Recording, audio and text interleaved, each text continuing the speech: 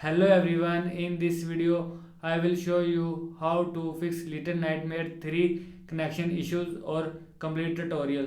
So just watch video carefully and follow every step as I am showing you in this video.